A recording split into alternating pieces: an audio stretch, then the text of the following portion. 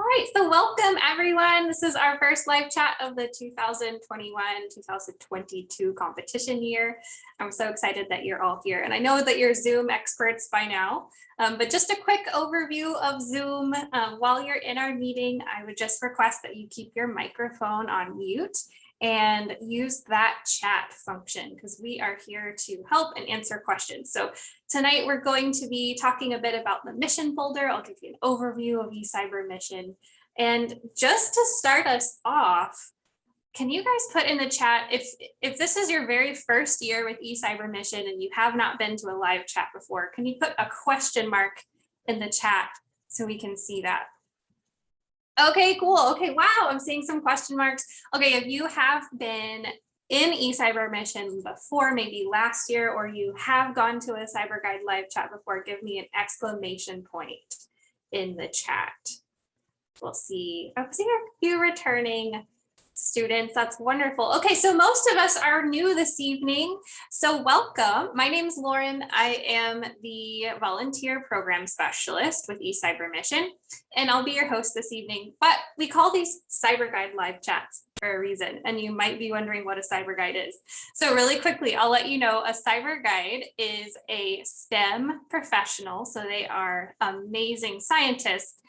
They are involved in technology. Some are engineers, and they all use math. And these cyber guides are volunteers with ECybermission, and they're here to answer your questions about STEM. So we have a few cyber guides joining us this evening, and I want to give them a chance to say hello. So if we could have our cyber guides unmute themselves and just tell us your name, maybe what your job is, that would be great. Let's start with cyber guide Alex, if you're on. Hi, everyone. Are you hearing me? Yeah, I can hear you. Are you seeing me or? Yes, yeah, we there can we see are. you. Okay. Hi. Yeah, I'm Alex Tobias, and I'm a scientist with the Army Research Laboratory. I'm a civilian scientist.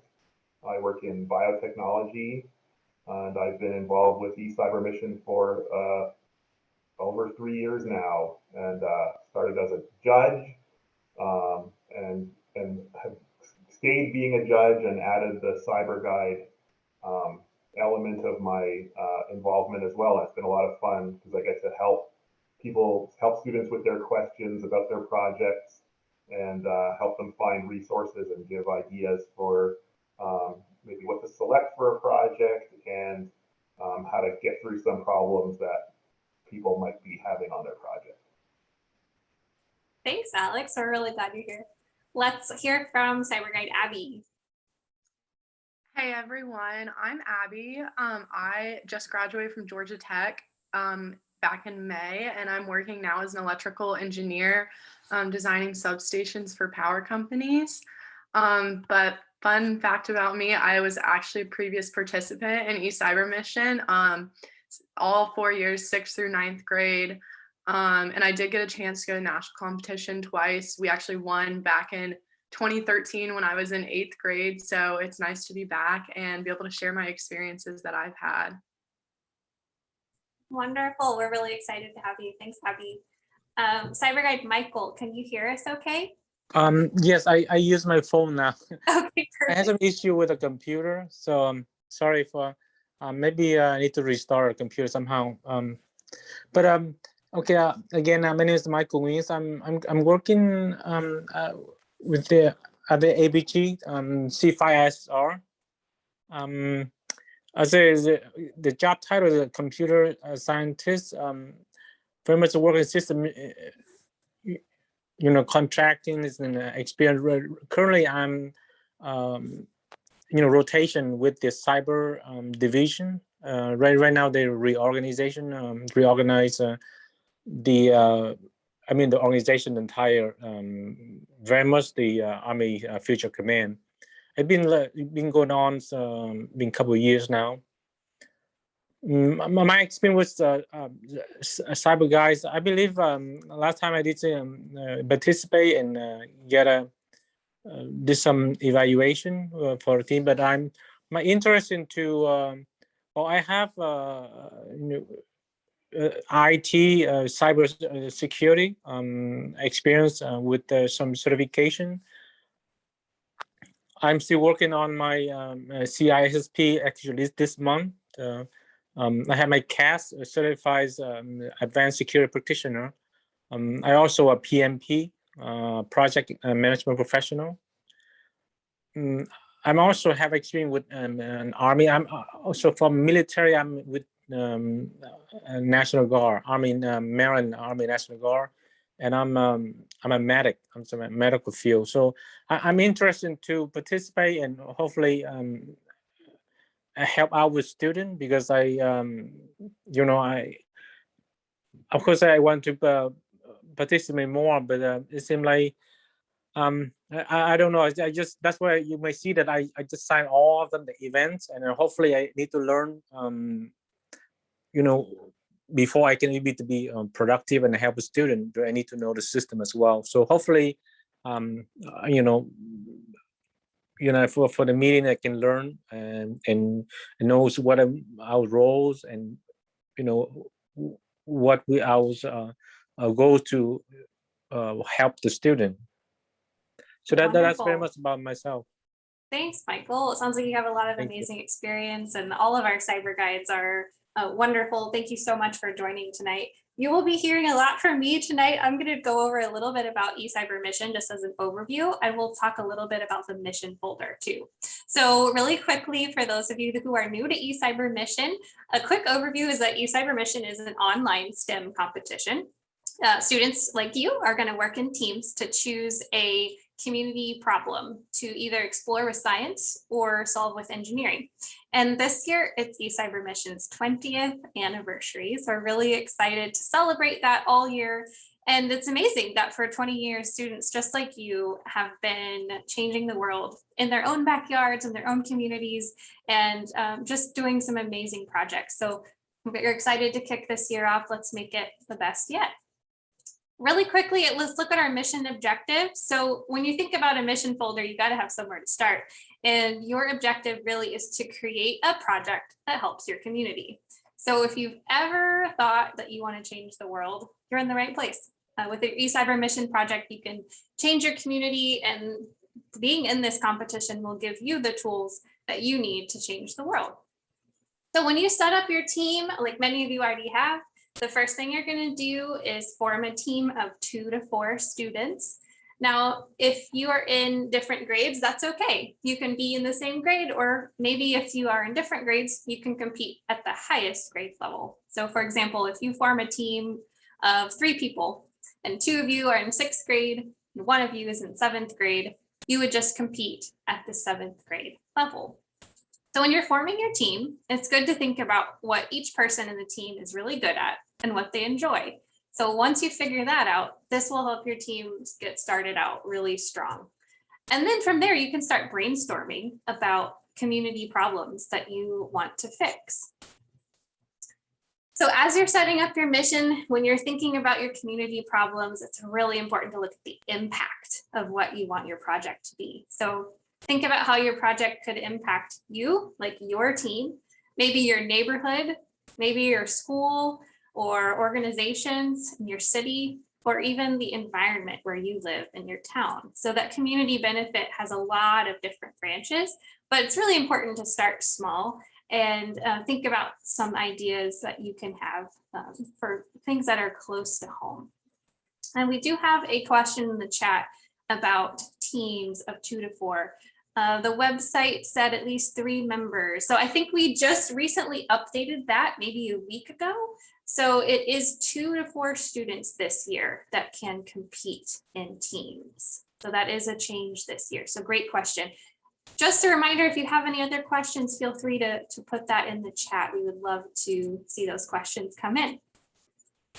All right, so moving right along, as you're setting up your mission, you're going to choose a path for your project. So there's 2 different ways that you can go about creating your project. You can explore that community problem with science, or you can solve it with engineering. So with the engineering design path, you're basically coming up with a solution to the problem. And with the scientific inquiry path, you're answering a question and exploring answers to that question with science. So it's really important to decide which path your team wants to do for addressing your community problem. That's a quick overview of ECybermission, really quick in a nutshell. If you have any other questions, feel free to put those in the chat. We're going to move right along to talking about the mission folder. So we've heard of what a mission folder is, maybe a little bit, but the mission folder is basically the culmination of your project. So when you log in as a student or as a team advisor to ECybermission, and you put in your login name and your password, you're going to come to a home screen that looks a lot like this. So when you click on Manage Mission Folder, that's going to take you to the mission folder format. And if you want to follow along, you can do that right now by going to ecybermission.com and logging in. So once you click on Manage Mission Folder, you're going to come to this page here. And this is an example of a scientific inquiry mission folder. So if your team is exploring with science, this is going to be what your mission folder looks like. And basically, you're going to look at those yellow tabs at the top of the screen. And when you click through them, there's going to be some questions in each section. Those questions and your answers are the mission folder. So let's look at the engineering design mission folder. It looks just about the same, but if your team is solving a problem with engineering, you'll have the engineering design mission folder.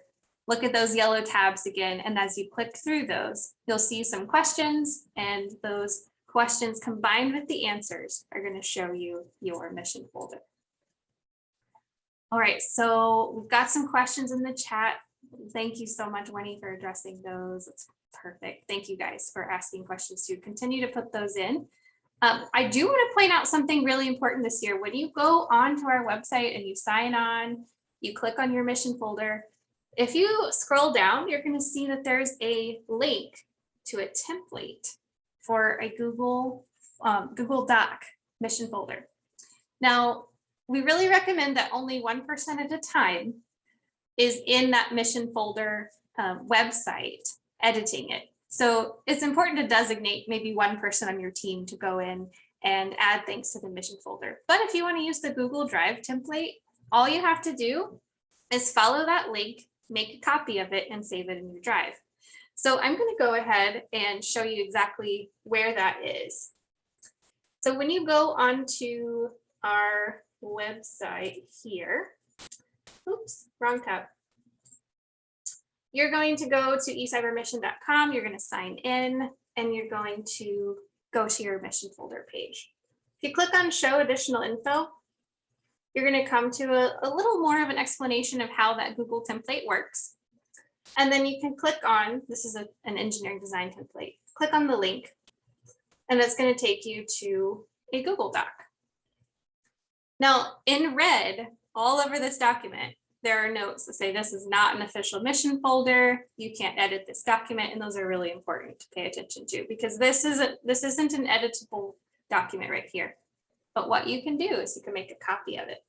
So if you go up to File up on the top, you click on File and you click on Make a Copy. You can make a copy of that and save it in your own drive. And then your team can collaborate on that doc and work throughout the competition all in real time using that template. So that's just a quick overview of how to go about utilizing that tool. Remember, when you're in here and you click through the tabs, you're going to see there's spaces to answer your questions. You'll need to save at the end of each section. But again, it's really important that only one person at a time is in here editing because we don't want to overwrite any changes that they're doing. So if you want to collaborate, check out that Google Doc, make a copy of it for your drive. All right, that's a lot about the mission folder. But essentially, what you need to know is that a mission folder is just a series of questions that your team answers regarding your project. So those questions are either going to relate to scientific inquiry or engineering design. All right, questions so far? Let's see if we have any in the chat. Okay, we have one. So say for your project, that you come up with a scientific solution that is tested based on statistics and research, but not one that is built on engineering. Which mission folder would you choose, the scientific inquiry or the engineering one? That's a fantastic question. So if in your project you come up with a scientific solution that is tested based on research, that's definitely going to be a scientific inquiry path. So a good way to think about the ways to take your project is think about the problem you're trying to solve. If you're solving with a design or a prototype, that's going to be the engineering path. If your community problem makes you ask a question and want to do research, that's going to be scientific inquiry. So I'm going to put one thing that's really important in the chat. Scientific inquiry is exploring the problem. Engineering design is solving the problem. That's a quick way to think about it. So exploring questions, exploring the problem, testing, that's all scientific inquiry. Solving the problem, designing prototypes, that's going to be engineering. Great questions, y'all. Thank you so much.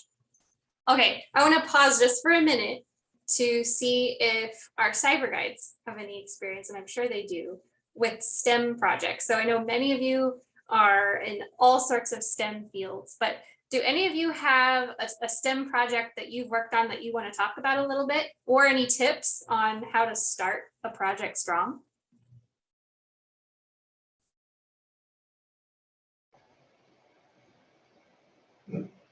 I guess I can start, Lauren. I mean, I've worked on a lot of projects because I've done a lot of school and worked a lot of years after that. So I'm not sure if it's best to talk about my projects too much. But I'm a chemical engineer, but I also think of myself more as a scientist. So I think I have a good understanding of the science types of folders and the engineering design types of folders. And it is, as a judge, it is very important that your team selects the right type of folder to complete. Because I've seen a lot of pretty good projects that say, you know, did the engineering design folder, but really their project would have been better, and they could have gotten a lot more points if they did it as a science one. So yeah, the way I think about it maybe is the science ones are about you know, learning how something works by deciding on some variables. Variables are things that you're going to change in the experiment. Other things that are not going to change would be constants, and designing a set of tests or measurements that you'll go through that could give you information on, you know, what those variables are doing, or the connection, the relationship between them. So maybe you're going to look at plants, and you're going to say, you know, what makes the plant grow more? And your variables might be, you know, different types of water, different types of light, different types of soil. Okay, those would be variables that you control. And then your measurement, that's a simple, you want to pick a pretty simple measurement. So measuring the height of a plant is certainly a good option, because anyone has access to a ruler. It's very inexpensive. So that would be a good science type of folder. And like Lauren was saying, you want to connect your project with something that's going on. So if you're interested in plants and what helps them grow, maybe ideally that's really important in your community. Maybe there's a lot of farming in your community, or maybe there's pollution and you want to see if water from a certain area might kill plants, and you could test that out. If that, of course, you need to be safe too. So I don't want you going into water areas that you're not allowed to go to or collect samples from. But it should be important to your community as well. Whereas a good engineering project might be, you know, like I've seen some good stuff like my baby sister is climbing out of her crib too often. What could I design a device that could help alert my parents or my family when, when my baby sister is trying to get out of her crib before she actually gets out. Okay, so that would be like, that's really good because there's a real problem and it's happening in your household, and you're going to try to design something using engineering to solve that problem, and then you're going to see how far you can get with designing and then maybe actually building some prototypes of what you want to build and see how well those things work. Is that helpful? That's so helpful. I love those examples. It's important to have examples, and we're getting a lot of questions on the differences between the two paths. So Alex, that's a fantastic explanation. Thank you. Any other cyber guides want to share about STEM projects that I you've did. worked on? You read it already? I did. I got a small chocolate cone. I can share. So I guess a good example when I did it, back when I was in middle school, we went the engineering route. And so what I always think of is something that, is like more like a physical product that you could make or design. So back when I did it, we found a problem in our community, and the problem we chose was unintentional deaths in children from drowning, because we realized that was a leading cause of death in children. And we designed a device that like you can put on your clothing, on a child's clothes, and it basically sends off like a fire alarm into your house if it touches water. So that is the route we took. So I think it's helpful to think of the engineering route as something more feasible, more materialistic, and the science inquiry route as sitting down with like a hypothesis and a thesis and trying to do more research, where the engineering route, you're going out in the world and making a product. Thank you, Abby. That's incredibly helpful. I love that. Any other cyber guides want to share?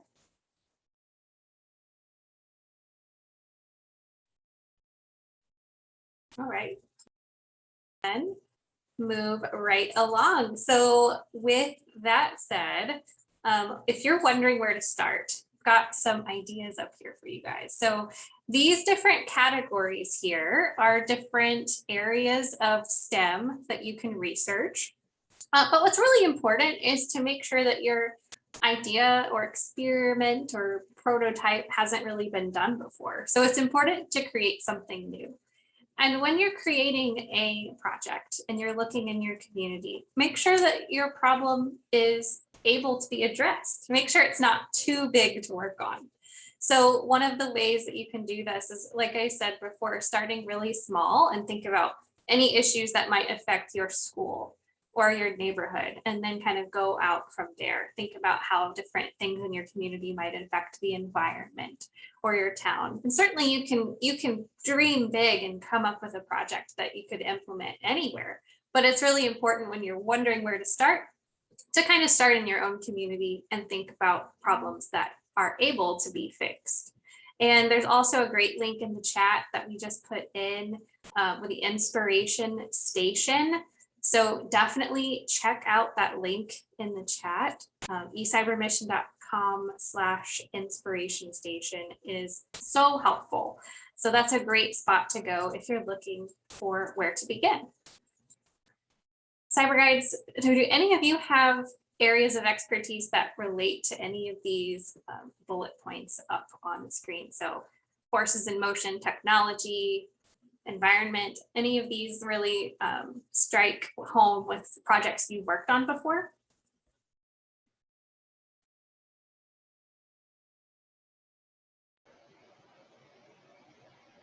I have an example for environment. Last year when I was a senior at Georgia Tech, my senior design project, we were creating we were automating a robot to clean plastic out of big bodies of water, because we had defined that as a large problem, not only in our community, but just in the world. And it was one that companies were sponsoring us for, because it's such a prevalent issue. So that is a project I've done relating to environment. That's amazing. I love that. anything related to the environment. That's where my experiences are too, for sure. CyberGuide Alex, did you have one to share as well? Yeah, I worked on projects that you could say are connected with alternate energy. The main one that comes to mind is I worked on a biofuel project at a company where we were reprogramming yeast to make a better kind of biofuel instead of the ethanol that that we make from yeast right now. And so that in some ways that's also connected to the environment because it's more of a renewable fuel. And of course, technology at the end, maybe that's intended to mean more like computers and things, but that word technology really is almost anything that's like an applied engineering or science. So definitely lots of stuff in technology for me. Awesome. Well, that's incredible. Thank you. CyberGuide Michael, I am guessing that you have experience in technology, but what sorts of projects have you worked on specifically? Is it like app design or computer coding? Can you share with us about any of your technological projects? We basically the contracting. We work with the contractor. There's a lot of multiple projects. Basically, the contractors, in the government, when they request for proposal or request for information, and then when they select, they go through the process of source selection, and whoever got the contract award, and we support that administrative and work with the contractor to there's based on whatever the topic that's been approved. So there's and we work on we take care of, like for myself is currently we support the research and the cyber research and technology branch. There's a project. There's several contractors to work on it. They also do AI, artificial intelligence, and machine learning.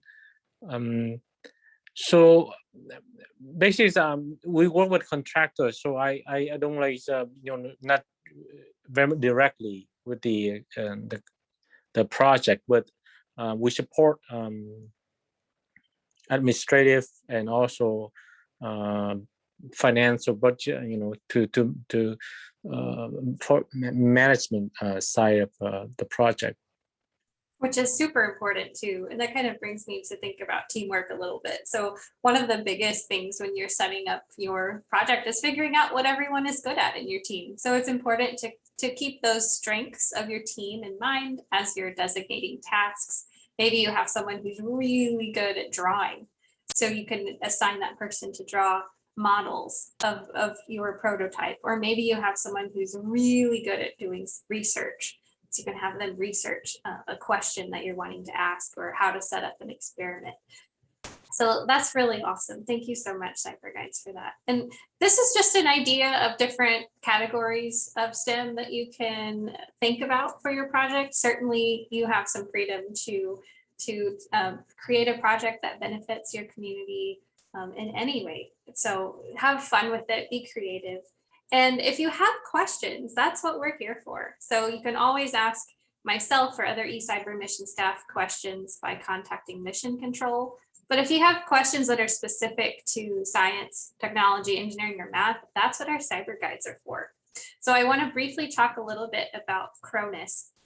Cronus is a software platform where we connect students with our CyberGuides so that they can ask them questions. It's really awesome. So I'm going to show you what it looks like when you go into Cronus. We've got the link here on the screen too, which I can share in the chat a little bit towards the end. But basically, when you go into create an account, you're going to fill out a profile. Hang on, I'm trying to switch to my other screen here. It is definitely locking up. Okay, So I'm going to put the link in the chat for anyone who is interested in Cronus. This is specifically for students, but team advisors are welcome as well. You click that link to join. And basically when you click join, you're going to choose if you are a student. You're going to select student and fill out a few questions. Now, I won't go through the whole process. It's pretty self-explanatory, but I'll show you what it looks like once you're in the platform. So when you sign in to Cronus, you're going to answer some questions about your project and about what your team is working on. Maybe you don't know yet, so that's okay. This is definitely a resource you can always utilize throughout the competition. But you'll go in and based on what you put in your profile, you'll see some suggestions of cyber guides to connect with, and you can send them a message if you have a question. You can also check out the community tab, which is what I have up on the screen right now. So this is a kind of like a message board where you can go into the forums. You can click on general and ask questions or create posts, maybe start a conversation with sixth graders and find out where everyone is. Maybe you want to network a little bit and see what other teams are working on. This is a community forum where you can just go and ask questions and engage with both cyber guides and other students. And there's also a section where you could specifically ask questions related to ECybermission. So Cronus is a really cool resource. We really want to invite you to create a profile if you have questions. This is where you're going to want to go. So be sure to check it out. And if you're interested in learning more about Cronus or having a kind of a personalized walkthrough, you can email us, and I'll put my email in the chat here. volunteerprogram@ECybermission.com. Send an email that way if you're looking for the link or for a little more information about Cronus. But it's a fantastic resource, and we have a lot of amazing cyber guides who have accounts, and they will be happy to answer any of your STEM questions. Now, if you have questions that are not really related to STEM, but are more related to ECybermission or the rules or how to use the Google Drive, you should definitely email missioncontrol@ECybermission.com. So that's a fantastic resource for you to utilize as well, specifically if you have questions about competition rules or how ECybermission works, reach out to Mission Control. But that's kind of it for this evening. I want to open it up to general questions. If you have a question that we haven't addressed yet and you'd like to ask, feel free to unmute yourself and ask the question. I'm going to shortly end the recording, but if you'd like a copy of the recording, you can email volunteerprogram@ECybermission.com. And I just want to thank all of you for joining. So feel free to ask your questions and stick around. Otherwise, we'll see you next live chat on October 6th to learn all about IRB forms.